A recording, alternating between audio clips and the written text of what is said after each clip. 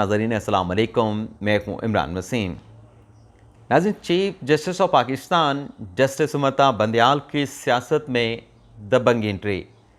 ये नाज़रीन ख़बर नहीं बल्कि चंद नुकात पर मुश्तमिल मेरा एक ऐसा तज्ज़िया है, मेरा एक ऐसा एनालिसिस है जिसमें प्रेमा फ़िशाई यानी बादियुल नज़र में मुझे ये तासुर मिलता है कि chief justice of Pakistan justice Umar Ata Bandial साहब चाहते हुए ना चाहते हुए, इरादतन या गैर इरादतन सियासी मामलात में मुदाखलत कर रहे हैं, सियासत कर रहे हैं।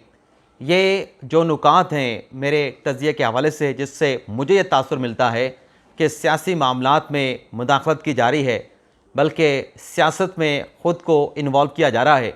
ये मैं नुकात आप नाज़रीन के सामने रखूँगा और फिर हतमी फ़ैसला आप नाज़रीन का होगा। मेरा तो सिर्फ तासुर है कि क्या चीफ जस्टिस ऑफ पाकिस्तान सियासत कर रहे हैं और क्या उन्हें रिटायरमेंट के बाद अपनी सियासी जमात बनाने का ऐलान कर देना चाहिए। पहले तो ये नुकात आपके साथ हम शेयर करेंगे, और दूसरी ख़बर साबिक़ वज़ीर आज़म इमरान ख़ान को जहर देने से मुतल्लिक है। फिर इस खबर की तफसीलात पर भी आप नाज़रीन के साथ डिस्कस करेंगे। लेकिन नाज़रीन, पहली ख़बर से गुफ्तगू का आगाज़ करने से पहले मुझसे ज़्यादा बेहतर आप नाज़रीन जानते होंगे कि आज chief justice of Pakistan Lahore में मौजूद थे और वहाँ उन्होंने निजी होटल में एक ख़िताब किया है। चीफ साहब के उस ख़िताब का सिर्फ 52 सेकंड का एक क्लिप है, वो मैं आप नाज़रीन को सुनाना चाहूँगा, और फिर इस मौजू के ऊपर जो मैंने नुक्ते निकाले हैं उस पर आप नाज़रीन के साथ फर्दर बात करेंगे। Constitutional enforcement, we must not blink our eyes. If it says 90 days for holding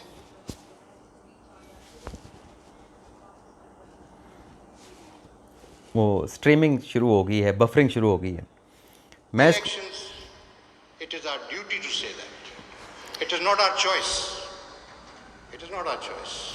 It is our duty to say that. Instead of finding a reason. नाज़रीन, बस इतना ही आपको सुना देते हैं। इसमें बंदयाल साहब ये कह रहे हैं कि कॉन्स्टिट्यूशन के मुताबिक इलेक्शन 90 दिनों के अंदर कराना हमारी चॉइस नहीं है, बल्कि ये हमारी आइनी ज़िम्मेदारी, क्योंकि आइन ये कहता है कि सुप्रीम कोर्ट के जजेस जब हल्फ उठाते हैं उस हल्फ में लिखा है कि वो आइन को प्रोटेक्ट करेंगे, आइन को प्रिजर्व करेंगे, आइन का दिफा करेंगे। तो ये बात बंदयाल साहब की बिल्कुल दुरुस्त है। लेकिन मेरा जो नुक्ता है कि ये तो आइन में चले लिखा हुआ है, बंदयाल साहब बिल्कुल ठीक कह रहे हैं, और शेल का लफ्ज़ इस्तेमाल किया गया है जो आइन का आर्टिकल 224 90 दिन के हवाले से बात करता है, उसमें शेल का लफ्ज़ इस्तेमाल किया गया है। लेकिन नाज़रीन, क्या सिर्फ आइन सिर्फ 90 दिन की बात करता है? इसके अलावा आइन में कोई प्रोविज़न है? क्या उस प्रोविज़न पर अमल दरामद कराना भी चीफ जस्टिस का अपने हल्फ के तहत जो है उस पर अमल दरामद कराना क्या चीफ साहब की आइनी ड्यूटी नहीं? अब मैं किस तरफ इशारा कर रहा हूँ? ये नाज़रीन, आइन का आर्टिकल 176 है, मैं वो आपके सामने पढ़ना चाहूँगा। और आइन के आर्टिकल 76 के साथ साथ नाज़रीन एक सुप्रीम कोर्ट के जजेस की तादाद से मुतल्लिक कानून है 1997 का, उसका भी एक छोटा सा नुक्ता आपके सामने रखूँगा। नाज़रीन, जो आइन का आर्टिकल 176 है नाज़रीन, वो ये कहता है constitution of supreme court to be chief justice of Pakistan and so many other जजेस as may be determine by the act of parliament. यानी सुप्रीम कोर्ट जो है वो चीफ जस्टिस पर और अदर जजेस के ऊपर मुश्तमिल होगी। तादाद कितनी होगी, इस हवाले से पार्लियामान जो है वो कानून बनाएगी, और वो कानून नाज़रीन जजेस की तादाद के हवाले से वो 1997 में बनाया गया, पार्लियामेंट का बनाया गया कानून है। उसका सेक्शन नाज़रीन 2 ये कहता है कि द नंबर ऑफ जजेस द नंबर ऑफ अदर जजेस शैल बी 16। अब यहाँ पे नाज़रीन लिखा गया है कि if the supreme court is kept below, यानी शैल बी 16, यानी यहाँ पर शैल बी 16 का लफ्ज़ इस्तेमाल किया गया है। तो जजेस ने आइन का भी हल्फ उठाया है, आइन को प्रोटेक्ट करने का, कानून के मुताबिक एक्ट अपान करने का। तो आइन तो ये भी कह रहा है कि सुप्रीम कोर्ट की जजेस की तादाद जो है वो चीफ जस्टिस के अलावा 16 जजेस की होगी। यहाँ पर भी शैल का इस्तेमाल किया गया है। मैं दोबारा पढ़ देता हूँ। जो कानून ये कहता है द नंबर ऑफ अदर जजेस शैल बी 16, तो शैल का मतलब है कि आप इससे भाग नहीं सकते, ये जिम्मेदारी है। अब सुप्रीम कोर्ट में कितने अरसे से जजेस की तादाद जो है वो 15 है, 2 जजेस क्यों नहीं लग रहे? इसके अलावा नाजरीन, अल जहाद ट्रस्ट केस का सुप्रीम कोर्ट का अपना फैसला, जिसमें यह कहा गया है कि जज सुप्रीम कोर्ट का कोई रिटायर्ड हो जाए, खुदा न खास्ता किसी की डिमाइस हो जाए, आपने 1 माह के अंदर वो खाली की गई वैकेंसी को आपने फिल करना है। तो एक तरफ जहां इलेक्शन का मामला है वहां पर केपीके की बात होती नहीं कि केपीके के अंदर 90 दिन का फार्मूला अप्लाई करता है, आईनी फार्मूला लगता है नहीं लगता, लेकिन पंजाब में 90 दिन का फार्मूला लगता है, उसको तो इन्फोर्स कराना है। अब मेरा सवाल यह है कि वहां पर तो 90 दिन आप इन्फोर्स करवा रहे हैं, यहां पर भी आईनी तकाजा है। आइन का आर्टिकल 176 कहता है, और जो एक्ट है जजेस की तादाद के हवाले से 197 वो कहता है कि आपने 16 जजेस की तादाद चीफ जस्टिस से हट के, यानी चीफ जस्टिस को मिला के 17 की तादाद को आपने शैल भी पूरा करना है। अब यहाँ पे सुप्रीम कोर्ट का अपना फैसला भी मौजूद है, तो सुप्रीम कोर्ट के अपने ही लार्जर बेंच के फैसले की वायलेशन कौन कर रहा है? दूसरा नाज़रीन जो नुक्ता है मेरा, वो नाज़रीन ये है कि chief justice of Pakistan justice महता बंदयाल साहब, जो पहले एक 4-3 का फैसला और 3-2 के फैसले की अभी तक जो है एक डिस्प्यूट चला आ रहा है, हुकूमत इसलिए फ़ैसला नहीं मान रही क्योंकि हुकूमत ये वाज़े तौर पे कह रही है कि फ़ैसला हम 4-3 का मानते हैं, 3-2 का फ़ैसला नहीं मानते। अब यहाँ पे मुझे जो एक सियासत नज़र आती है, एक सियासी इरादी तौर पे, गैर इरादी तौर पे, प्रेमा फशाई बादिल नज़र में, अब जब वो 9 रुकनी बेंच बना, 9 रुकनी बेंच के 2 जजेस पे एतराज़ उठा। अब चीफ साहब ने कोर्ट में आके कहा कि वो जजेस जो है उन्होंने खुद को कार्रवाई से डिसएसोसिएट कर लिया है। अच्छा, वो जजेस खुद को कार्रवाई से अलग कर रहे हैं, लेकिन जब आगे चल के मामला चलता है तो चीफ साहब कहते हैं कि क्योंकि रिटन ऑर्डर में नहीं लिखा गया, तो आप कैसे कहते हैं कि दोनों जजेस जो हैं वो कार्रवाई से खुद को डिसएसोसिएट कर गए थे, खुद को अलग कर गए थे। अब रिटन लिखा नहीं, अब चीफ साहब कमरा अदालत में ज़बानी तौर पर कह रहा है, तो अब क्या मकसद क्या है, वजह क्या है कि आप कोर्ट में, ओपन कोर्ट में दर्जनों लोगों के सामने कह रहे हैं कि दोनों जजेस जो है वो डिसएसोसिएट कर गए हैं, लेकिन आप कोर्ट ऑर्डर में उसको शामिल नहीं करते, वो बात नहीं लिखते, तो इसको क्या समझा जाए? अब जो 2 जजेस का उसी मतलब 9 रुकनी बेंच में से 2 जजेस ने तो खुद को अलग कर लिया। 2 जजेस का फैसला बाज़ाब्ता तौर पे मौजूद है 5 रुकनी बेंच बनाने से पहले, अतहर मिनल्ला साहब का और याह्या अफरीदी साहब का। अब वो फैसला कहाँ पे जाएगा जब 2 जजेस वो इलेक्शन का केस सुनते हुए फाइंडिंग दे चुके हैं पहली स्टेज के ऊपर?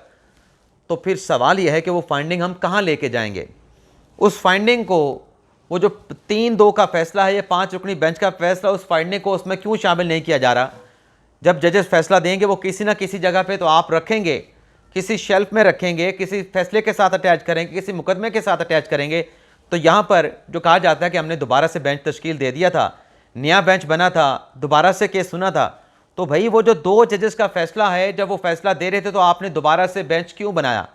आपने बेंच के अरकान को क्यों नहीं बताया कि मैं बेंच इसलिए नया बेंच बना रहा हूं कि वो जजेस का फैसला इसमें शामिल नहीं करूंगा? उसमें भी प्रेमा फशाई बादिल नज़र में जान के मान पाते हुए उसमें भी कहीं ना कहीं सियासत के एलिमेंट इरादतन गैर इरादतन नज़र आता है। इसके अलावा नाज़रीन, अतहर मिनल्ला साहब ने उसी केस की समाअत के दौरान कुछ पॉइंट उठाए कि सबसे पहले तो इस बात का जायज़ा लें कि पंजाब असम्बली, केपी असम्बली आइन के मुताबिक तहलील की गई है या नहीं तहलील की गई। वैसे तो परवेज़ इलाही साहब का जो इंटरव्यू है जो उन्होंने उर्दू न्यूज़ को दिया है, उसमें एक मरतबा फिर उन्होंने कह दिया कि मैंने असम्बली इमरान खान साहब के कहने पर तहलील की है। आज वो जो सवालात अतहर मिनल्ला साहब ने उठाए थे, जिसे कोर्ट आर्डर में ज़बानी तौर पर आपने शामिल कर लिया था, और अतहर मिनल्ला साहब से कहा था कि आप ये सवाल तहरीर करके दे दें, हम कोर्ट ऑर्डर में शामिल करेंगे, लेकिन बाद में वो सवालात कोर्ट ऑर्डर में शामिल नहीं किए गए। अतहर मिनल्ला साहब ने कहा वाज़े तौर पे अपने तहरीरी हुक्मनामे, जहाँ तक मैं ये समझता हूँ, जो मुझे याद है, अतहर मिनल्ला साहब ने कहा कि मुझसे सवाल मांगे गए लेकिन बाद में कोर्ट ऑर्डर में सवालात शामिल नहीं किए गए। और ज़रा ये बताते हैं कि वो जो अतहर मिनल्ला साहब के सवालात थे, उस पर बेंच के कुछ ऐसे अरकान की जानिब से जो कि बंदयाल साहब के धड़े के प्रेमा पेशाई कंसीडर किए जाते हैं, उन्होंने कहा था कि जूनियर जजेस के सवाल आप इसमें क्यों शामिल कर रहे हैं? आज बंदयाल साहब ये कहते हैं कि जो सियासी जमातें इस केस के हवाले से हमारे साथ बात करती हैं कि रिव्यू कर लें, ये ना करें, वो ना करें, वो अतहर मिनल्ला साहब का इतना बड़ा ज़बरदस्त सवालात उन्होंने उठाए थे, वो सवालात क्यों नहीं उठाए गए? सियासी जो फ़रीक़ैन हमारे सामने थे, उन्हें अतहर मिनल्ला साहब के सवालात उठाने चाहिए थे। यानी आपने उस वक्त अतहर मिनल्ला साहब के सवालों को कोर्ट ऑर्डर में शामिल नहीं किया, उसको तहरीरी शक्ल नहीं दी, और क्यों नहीं दी ये खुदा जानता है, लेकिन हमें ज़रा जो बताते हैं आपके साथ शेयर कर देते हैं। लेकिन जब आपने खुद शामिल नहीं किया तो आज आप उन अतर मिनल्ला साहब के सवालात क्यों सराह रहे हैं? आप कह रहे हैं कि वो सवालात आपके सामने ठहरे सियासी फरीकैन को उठाने चाहिए थे। अगर उनको उठाने चाहिए थे ये सवाल पंजाब असम्बली की तहलील का, उसकी आइनी और कानूनी हैसियत का, तो फिर आपके बेंच में से मुअज़्ज़ज़ जज ने जब सवाल उठाया था तो वो सवालात असम्बली की रेजोल्यूशन के मुतल्लिक आपने क्यों डिसरिगार्ड कर दिए? फिर चीफ साहब कहते हैं कि हम गुस्सा नहीं करते क्योंकि गुस्से में फ़ैसला नहीं होता।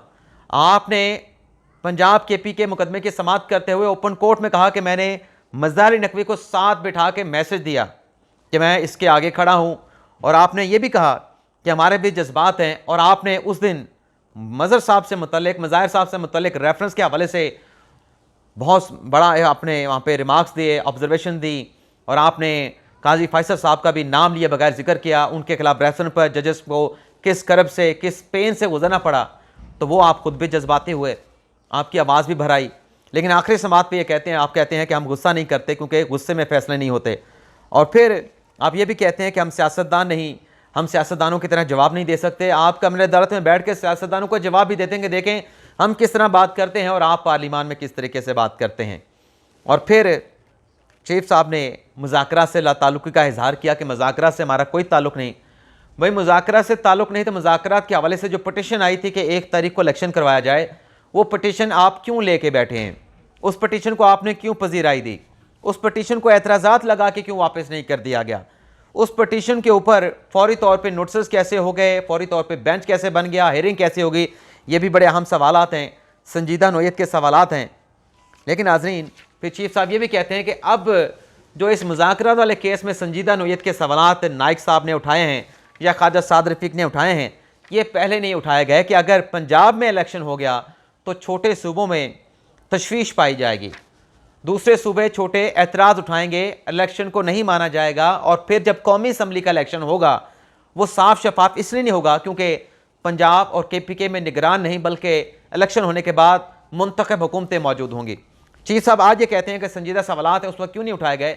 ये सवालात उस वक्त भी उठाए गए, अटॉर्नी जनरल ने भी उठाए, इलेक्शन कमीशन के वकील ने भी उठाए, लेकिन आज सवाल ये है कि दोबारा से उन सवालात का जिक्र नया करके क्यों किया जा रहा है कि ये सवालात पहले नहीं उठाए गए? ये तो सवालात पहले भी उठाए गए थे।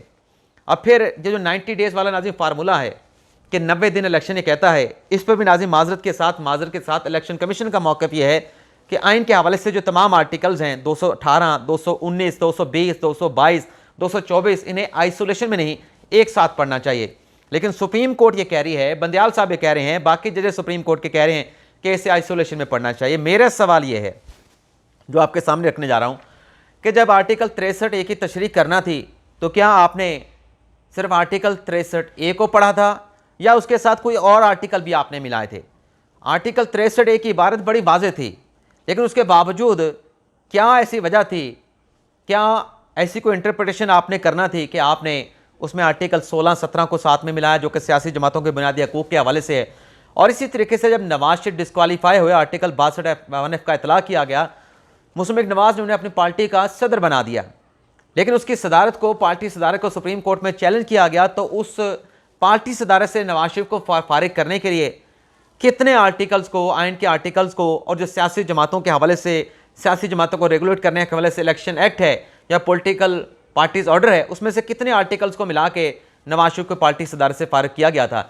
ये नाज़रीन मेरे चंद नकात हैं जो आपके सामने ने रखे हैं। मैं प्रेम फशाई से तासुर लेता हूँ कि चाहते हुए ना चाहते हुए सियासत जो है वो सियासत में इन्वॉल्व हो रहे हैं जजेस। अब आप ये फैसला करेंगे जो पॉइंट मैंने आपके सामने रखे हैं, क्या चीफ जस्टिस ऑफ पाकिस्तान सियासी मामलात में मुदाखलत कर रहे हैं? और दूसरा नाज़रीन सवाल ये है कि क्या चीफ जस्टिस बंदयाल साहब को रिटायरमेंट के बाद सियासी जमात बनाने का ऐलान कर देना चाहिए? ये आप फैसला करेंगे, मेरी ऐसी कोई राय नहीं है। और दूसरा जो नाज़रीन सवाल है इमरान खान साहब को जहर देने के हवाले से, पहले तो खान साहब एक वीडियो का जिक्र करते रहे कि मैंने एक वीडियो रिकॉर्ड करवा दी है, मुझे 4 लोग मारना चाहते हैं। वो 4 लोग मारने वाली वीडियो खान साहब ने कहा कि मैंने बाहर लिखवा दी और रखवा दी, और फिर खान साहब ने कहा कि मजहबी किसी जुनूनी को जो है वो सिखा के बना के मेरे ऊपर हमला करवाया जाएगा। वो भी फिर वज़ीराबाद में जब हमला हुआ खान साहब पे, तो खान साहब ने कहा कि ये वही बात है जो मैंने अगस्त 2022 में बता दी कि अब मेरे ऊपर एक मजहबी रंग दे के, मजहबी तासुर दे के मेरे ऊपर जानलेवा हमला करवाया जाएगा। और फिर खान साहब ने नाम लिया फैसल नसीर साहब का, खान साहब ने नाम लिया राना सनाउल्लाह साहब का, खान साहब ने नाम लिया वज़ीर आज़म शहबाज शरीफ का, और फिर खान साहब ने आगे चल के आसिफ अली ज़रदारी का भी नाम ले लिया कि अब तीसरी साजिश जो है वो साबिक सदर आसिफ अली ज़रदारी कर रहे हैं। तो ये खान साहब इस किस्म के बयान देते रहते हैं। लेकिन आज चंद रोज़ पहले, क्योंकि अब खबरों का फ्लो इतना ज़्यादा है कि ख़बरें हमें संभाल के रखनी पड़ती है, जब मौका मिले तो वो ख़बर हम आपके साथ शेयर कर लेते हैं।